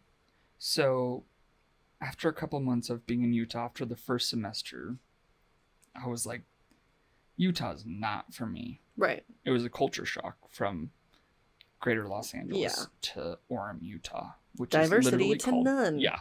Mm-hmm. Which is like if you drive into Orem, the sign says Family City, USA. Cool. And I was like, okay, like I really don't enjoy being here. Right. And my friend was like, I found this internship in Key West, Florida that I'm interviewing for. If you want to go with me, like, let's interview together. And I was like, count me in, let's go. I was like, let's get out of here. And so I go and interview for the job, and they're like, we want you to go to Key West, Florida, but we want you to work in Ketchikan, Alaska for a couple months. What? To test it out, to see how you do before you go to Key West. And, because those are similar areas. Right. Alaska, bottom of Florida, literally next to Cuba. And so me and my friend were kind of in the same page. We were like, we just want to get out of here. So I'm so sorry. We took the job. Okay. We went to Alaska. You're as stupid as I am. I know. But I ended up loving it. Good. But my family was like, what are you doing? Like, why are you... You have school, dude. Like, you're going to college, bro. We're paying for it. Yeah. And I was like... Save your money. I'm good. Buy yourself something nice. So we went to Alaska. We did really well. And we ended up getting the job in Key West, Florida. So that's where I lived for a year. And if anyone knows Ketchikan, Florida, it's pretty much the gay capital of the world. So you were set up. You were ready to go. Yeah. And I was... Like, good thing I'm here while I'm out and not while I'm not out. Right. I was very glad I was out. Had a lot of fun. Too much fun. Any and then I residual turned 20... fun from that? Or What'd you say? Any residual fun from that? Or, like, everything's taken care of? I mean... I was 20. I was this young, redheaded little boy, and everyone wanted to buy me things. Yeah, they did. Okay. And I let them. That's all you needed to say. And I let them. Okay. So, we're extended an offer to do another job. Yeah. But me and my friend both wanted to go back home and, like, move to Salt Lake City and go back to college. You had your fun, but, like, let's get back to reality. Yeah. And I turned 21 while I was in Key West. Oh. So I had a lot of fun, and I was ready to just kind of settle down a little bit. And I was tired of being... party days were behind me. I was tired of being sweaty. I was over it. Yeah, I get that. Yeah. Okay. In more ways than one. And we were like, okay, let's go home. So we got an apartment in Salt Lake City, and we were both going to Slick and just taking classes, hopefully transferring to the U, because we both only had one semester under our belt, which, you can't flunked out of. You can't transfer to a university with one semester. Yeah. And just one day, for the first time ever, I just hopped on Tinder. And that's where I met my ex. And then that's the full circle. And then poo-poo shitstorm happened, and then... Shit whore. Shit whore. Shitstorm. Yeah. Happened. And then we met. And then that's where you come in. Well, listen, that's quite the journey. That's a lot to unpack, and I got to be someone who got to hear you unpack it in one of your most vulnerable times of your life. You did. You saw me at my lowest. And you saw me at my lowest. In my scrubs and my little sticky sockies. Not even scrubs. A gown. They didn't even have you in scrubs? No, I was in one of those wraparound gowns. Oh, no. Good thing there's no cameras in there, because no one was looking. God, I hope not. No. It's been really... I've been kind of nervous about this episode, I'll just be honest. Like I said when you first walked in, I've been very transparent about my life and the struggles to an extent.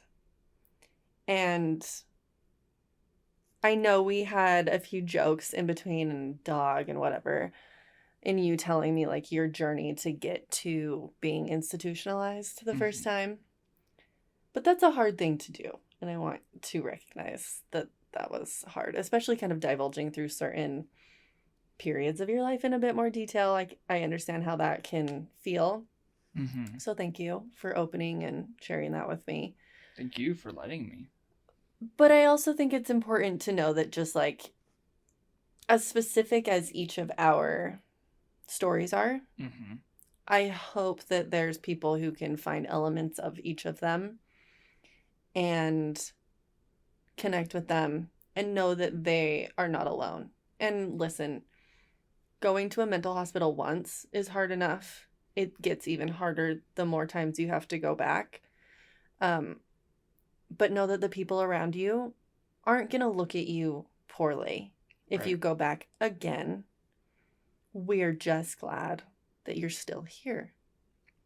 And if you have people who are looking at you poorly for being a frequent flyer, those people don't need to be around you or in your life. Right.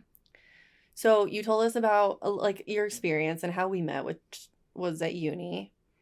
You mentioned that you've gone to other hospitals before. Tell us a little bit about that experience. Well, first of all, I just want to say thank you for letting me be open and honest, because, me and you both met in one of our most vulnerable places, and that's why I feel I can share this with you. And after realizing after we got out of there how untalked about it is, how taboo it is. And that you shouldn't have to be in there paying thousands of dollars a day just to get that from people. Yep. You should be able to get that in normal friendships. But I am very grateful that I did go and that we were there at the same time and we did create that friendship. Me too. Before you get into your experience with other hospitals, I just thought of an experience we had together. There was a woman who was in our unit who had been sexually assaulted, and that was the reason I ended up going in, was I was sexually assaulted for the second time in my life, and 6 months later, I'm in survival mode, I don't know what to do, and then I end up in there. She shared her experience in a couple different sessions, and I hadn't talked to anyone about my assault or anything, and I remember coming to you. I'm like getting all sweaty just even like thinking about it and talking about it. Sorry. So if I get emotional, I'm okay. But you said something to me because I really struggled with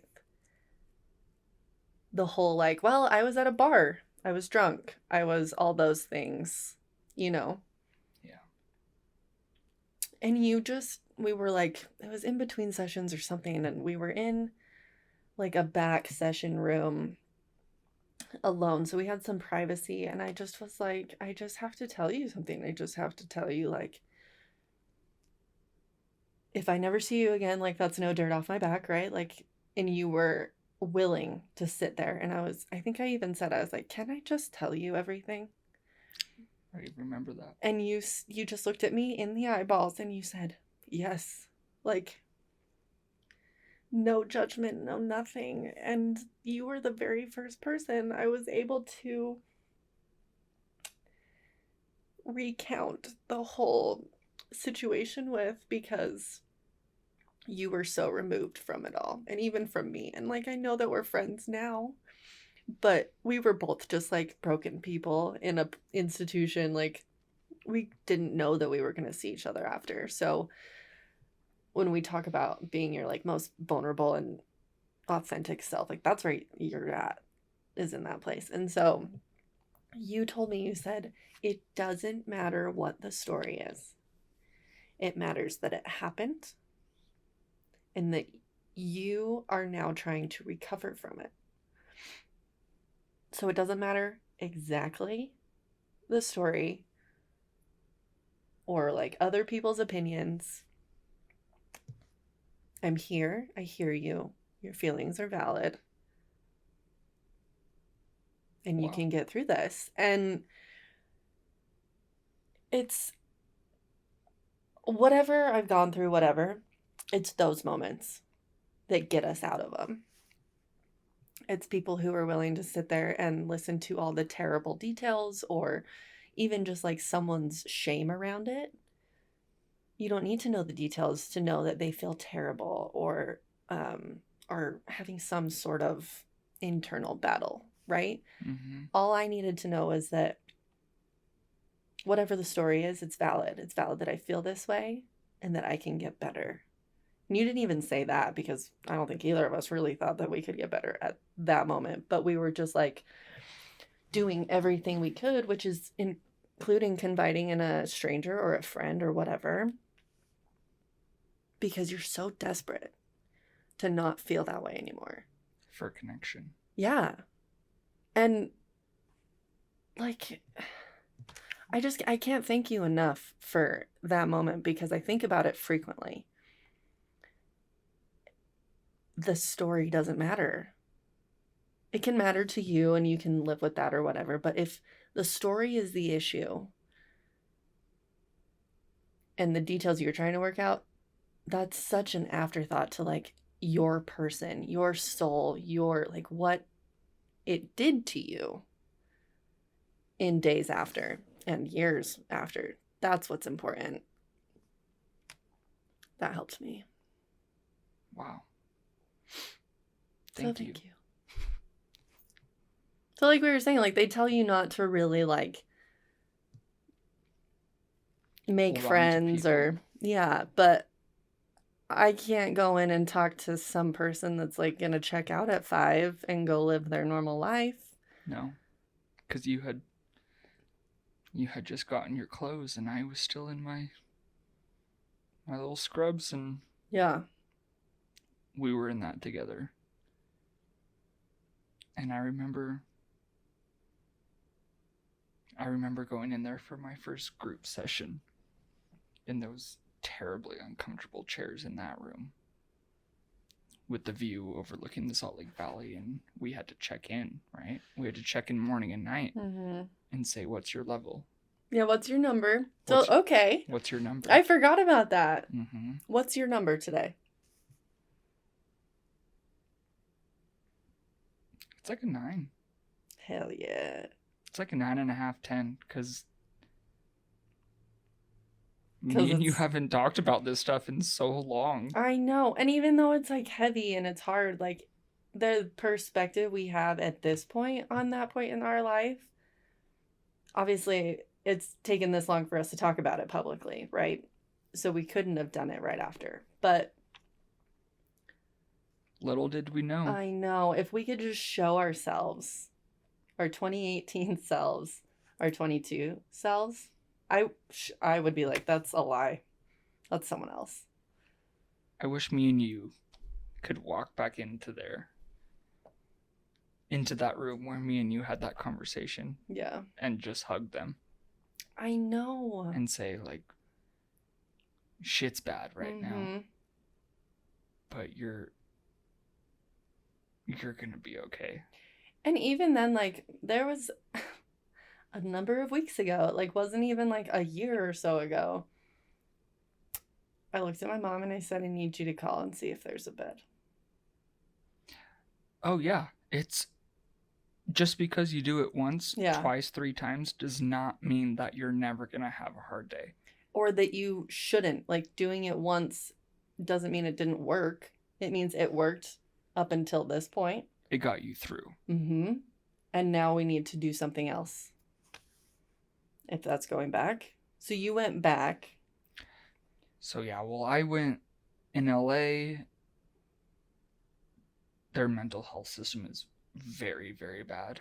Oh, damn. It's incredibly poor. And so when I moved back there to live with my friend, I was just having a really hard time. Like, I just quit my job. I was out of money. Like, my friend had to leave and fly to Italy to be with her grandma who was dying, and I had to watch over her 2 cats, and I was alone. And I told my friend that I was just not in a good place, and I was a little bit suicidal, and I was having suicidal tendencies, you know. And she did the right thing. At the time, I was very angry with her, but she did the right thing and called the cops. And in LA, if you even say the word suicide, you're immediately taken to a mental hospital. Really?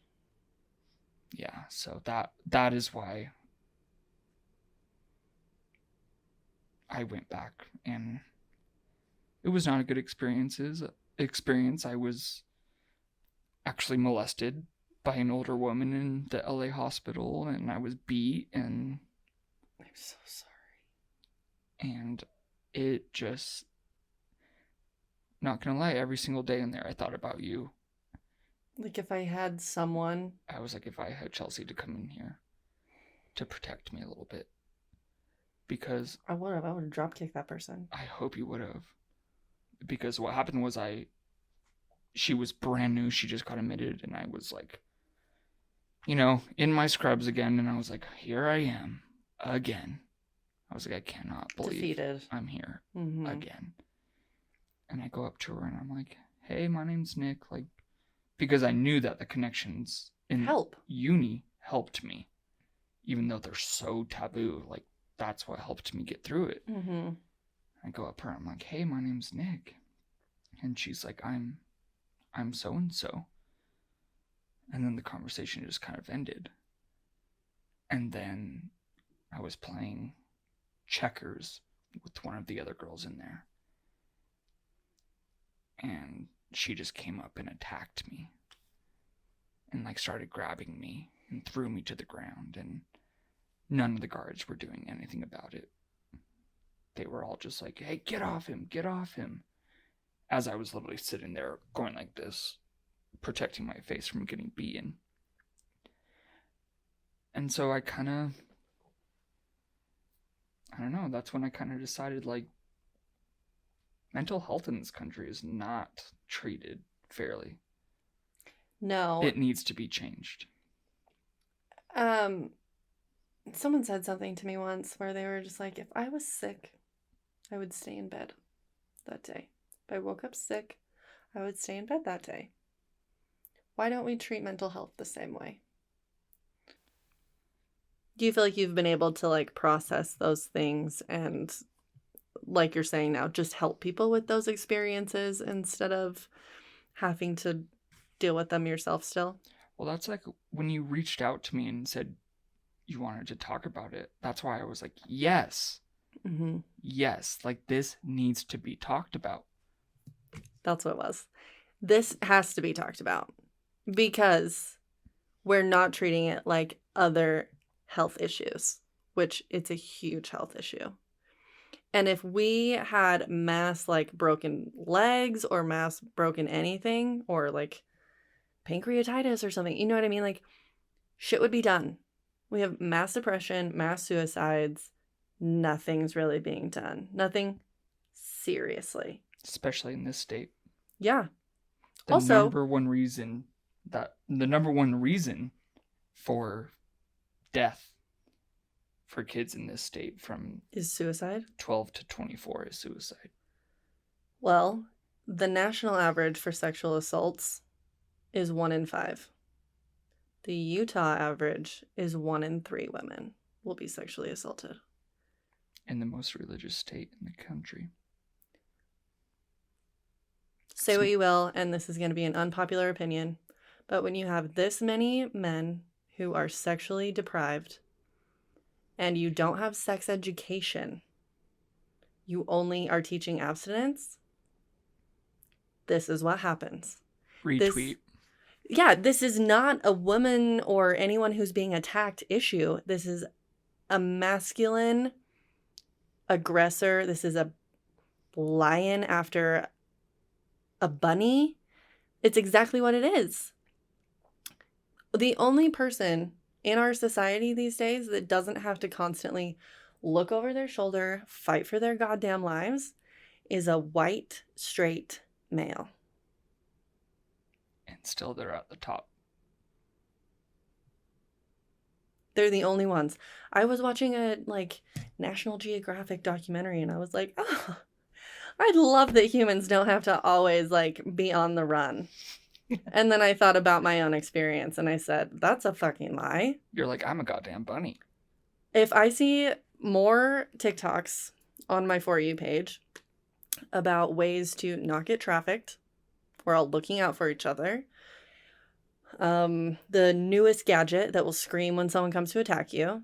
Hey, love that we have all this. Let's start just fucking teaching people to not rape and attack people because that's unacceptable.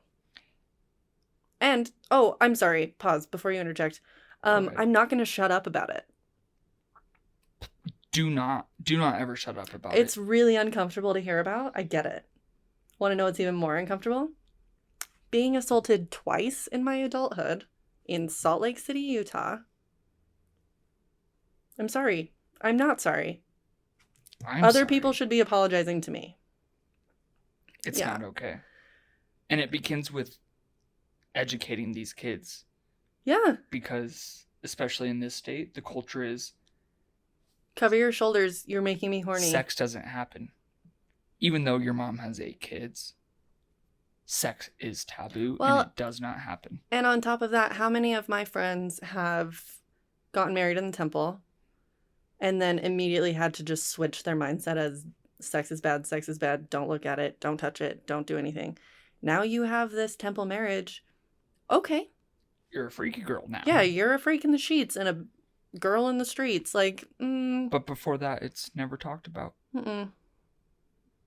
And in this state, parents have the choice to remove their kids. I don't know if it's every other state. Well, I'm just glad YouTube is a thing then, because... I'm glad the internet's a thing. Yeah. Look it up, okay? Because if you're not going to educate your kids, you're now at a point, someone else will. I'll do it. Either that or they're going to Google it. Yeah, well, and that's how they get their education. So it's not just up to you anymore.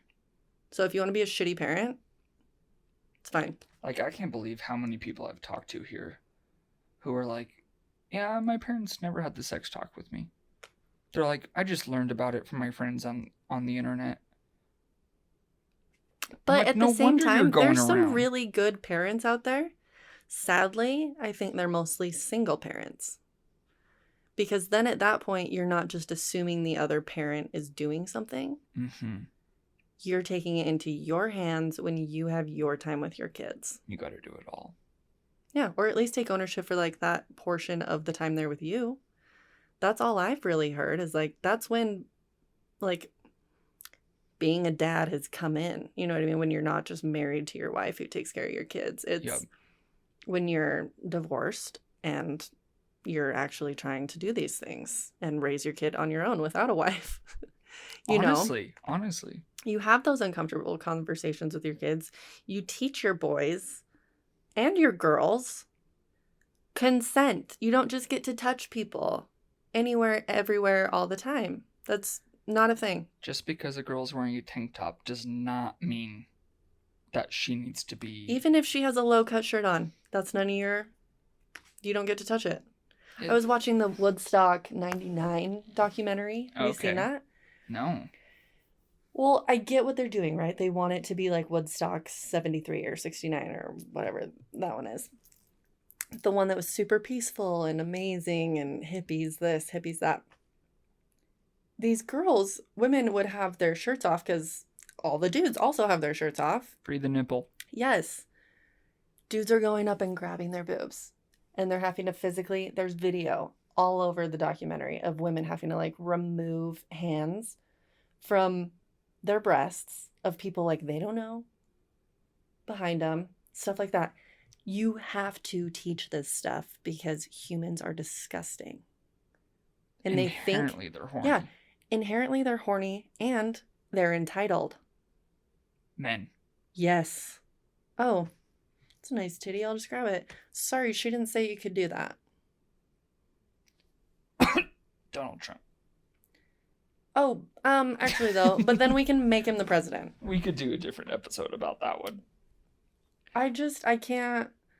It's education. We need to educate these kids about what is wrong and what is right, especially the boys. Well, listen, okay.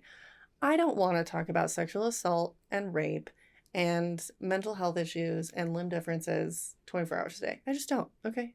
Oh. I want to talk about boogers and farts and my dog and silly, goofy things, okay? But I will. But someone's got to do it. Yeah, I will be the broken record. You are the broken record. Someone's got to do it. And I'm glad you're doing it. Someone gave me a microphone too. So. They're like, oh God, why did we give her that microphone? We really should just mute this, huh? No, but I really appreciated you being willing to come on and talk about it because it is such a hard thing to talk about. We haven't even scraped the surface even. So we'll have you back. But what I wanted to say was I couldn't have made it out of uni without you. It was my lowest of the lows. And sometimes, like, even when I'm sad today, like, I wish I could have that sort of belly laugh that we've had together. And you just don't find that with everyone, so. You don't. And I want to say thank you for being on this journey with me. And thank you for doing this podcast. Because this is so important. And not enough people are talking about it. And I'm glad you're taking the initiative. Thank you. You're grabbing the bull by the horns and just saying, you know what? No one's talking about this. So it's going to have to be me. But here's the thing. I got to have conversation with someone. And if it wasn't for other like-minded people like you who are willing to talk about it, we'd get nowhere. I'd just be talking myself in circles. And it wouldn't be beneficial for anyone. But I have a very good feeling about this. Thank you. And I have so much trust and faith in you, and I know this is going to change a lot of people. Isn't that kind of bizarre? We really don't know much about each other. We don't. But there's this, like, soul connection now. But at the same time, we know stuff that a lot of people don't know about us. Yeah. Which is why we have this connection, because we don't see each other every day. Mm-hmm. We haven't seen each other in how long? Years. Literally since uni. I think we tried to meet up at the Love Loud concert one year. Oh, yeah. But obviously there's thousands of people, so that's a little chaotic. Impossible. So but it's been years. Yeah. And we've been able to pick up dark things about each other. Dark. And I love you for it. Like, I love you. That's why we always respond to each other's stuff, and like at least we like know that we're still there. I really do trust that if I ever needed to call you, you would be right there. And that's really all that matters. And the same thing. And like that's why when I was in the hospital for the second time, like you were on my mind all the time, because I was like, I wish she was here because she gets it. Not a lot of people get it, what it's like, but when you meet someone who does get it, but who's also willing to laugh about it. Oh my God, you gotta laugh. You gotta laugh. You have to laugh. There was some wild ass shit in there. Titanic, again. That was just the surface. That was just the surface. Even though it went... There was a week, okay? There was a week in there. At least for my stay, and you came for part of it.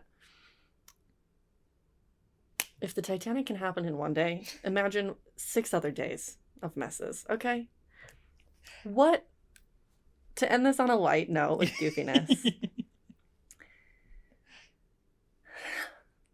To prepare y'all in case you ever gotta go in, or just in general, what was your favorite, like, wild moment that you don't ever forget? You can take a minute to think, too. Like, oh my gosh. I'll think about mine. Our favorite wild moment of uni. I think I already said it. I think the Titanic was the craziest moment. And then also waking up feeling like I was in heaven because you all were singing Wake Me Up When September Ends. Am I dead? Did it actually happen? I knew it was going to be I thought I was at the hospital. Now I'm in heaven? I knew Green Day was in heaven. Wait, I thought it was May. And it was kind of like very well sung. You're like, wait, hold on. I went in here in May. Is it still not October? And then I'm like, oh my God. My parents brought me in a bunch of right. Maybe markers, we should recap that really quick. Markers and colored pencils and coloring books. So I handed those out to everyone. I said, anyone can use these. We colored a lot. We did a lot of coloring. Mm-hmm. And I remember meeting your parents for 0.3 seconds. Yes, it was very short. Because our visitors. Visitors. And we each got separate rooms. But our parents actually met each other as well. I don't remember that. Because we were both, you know how we had to be called out mm-hmm. and let into the visitors room? Yes. I do remember, though, being like, I know I'm not supposed to tell you guys anyone's names here. But I have a friend. You're like, fuck HIPAA. I have a friend. I could tell you about it later, I think. Yeah. I had no idea. I'm like, they also didn't tell us the rules. No, they didn't. They were like, Chelsea, Nick, your visitors are here. I'm like, is it the Queen of England? I should have asked for an alias while I was in there. You're like, everyone had Beyonce. Okay. I think one of my favorite parts of it was like lunchtime. Okay. The cafeteria. The cafeteria slapped. The food was so good. Also, it was kind of like, it was cafeteria / outside time. We loved our However outside time. fast you got to eat your food, then you had some outside time where you could do little tiny laps on a puddle-sized trail. Yep. Literally. You just walk in circles. Mm-hmm. Oh my gosh. That was when I used to smoke cigarettes. It is! You would go on smoke breaks. And there was one time when I was 19 smoking cigarettes. Like, who the hell did I think I was? Now I'm in the medical field, and I'm like... I almost started smoking cigarettes just because they gave you a break when you get to go out. And I was like, listen, I know I'll gag the whole time I'm doing it, but... Have you seen that episode of Schitt's Creek? I've seen all of them, but I don't remember. I don't want to be penalized for not smoking, so I'm going to go on my smoke break. You can smoke that's break. legit, though. That's some old school corporate America shit. Yeah. But it's anyway, like from when they used to fly with... when they smoked in the planes. Okay, so my last thought, our parents did meet. Okay. Because there were just a couple visiting rooms. Yeah. Your parents were sitting out in the lobby. My parents were waiting for me in the room, and I went out because they were like, Nick, your visitors are here. And I went and talked to my parents, Mm-hmm. and they were like, oh, we just met like this couple outside. Their daughter is in here. Like, maybe you know her. And then I saw you come out, and I'm like, oh, that's HIPAA compliant. Chelsea. I was like, she's one of my... It's cool. We both threw each other under the bus then. Oh, we did. See you in jail. Well, now we're doing it publicly ourselves. So But yeah, they met each other. And that's so I thought cute. it We'll was have to so have like a cute. barbecue or something. That's so American of me to say. We have to go to dinner or something. We don't have to have a barbecue. That's a lot of work. It's a lot of- it's a I lot of would propane. love that though. I don't know if they will remember each other, but we'll make them. That's fair. But that's so cute, though. I just assume everyone wants to go to get dinner and talk about me. If they know me. Exactly. Can't wait for my boyfriend to meet my parents. It's just gonna be like a Chelsea show.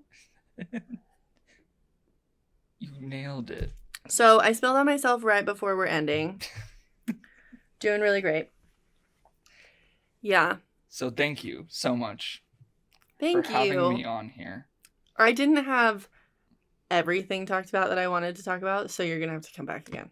Oh, yeah, because, you know, me and you could talk about ourselves for hours. I don't even know how long it's been, but based on my dog's attitude, it's been a minute. She's not having it. It's been a minute. She's like, Mom, shut the fuck up.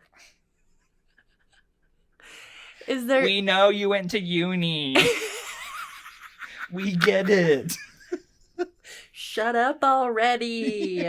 You're mentally unwell. She's like, We what about my get mental it." health? How about you talk about how I went to go visit you? You're like, Actually, okay.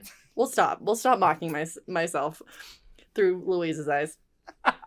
She was only just under a year when I went into uni, and she's actually the reason I didn't kill myself. I didn't like execute on my plan, which was to be in my Fiat 500 and just go right into the median on the freeway. right into it. There's no surviving that. Right. So if anyone has a peeve against Louise, she's the reason I'm here. So I will continue to post about her as much as I want on my Instagram. Louise is the official sponsor of this show, and she's the reason that it's happening. Yeah. So, anyway, I digress. Again, this is stoner brain happening. Our dogs need to meet. Okay. Yeah. Also, Because the fact after that I you got live up out here of now. uni, my parents bought me a dog. Oh, your parents are angels. And so that's the reason I have a dog now, is because they were like, So we we think have it'll the- help you. These dogs that hate us probably a little These bit. dogs are like, I wish I just had a 9 to 5. Sometimes Louise will just look at me. Like a check-in, and I'm like, how long have I been staring at the wall? You're like, what do you know that I don't know?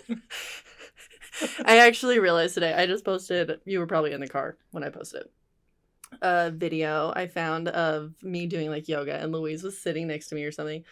I looked up to like stretch my neck or something. Oh, and she looked up She too. looked- yeah. And I was like, It was oh so cute. shit.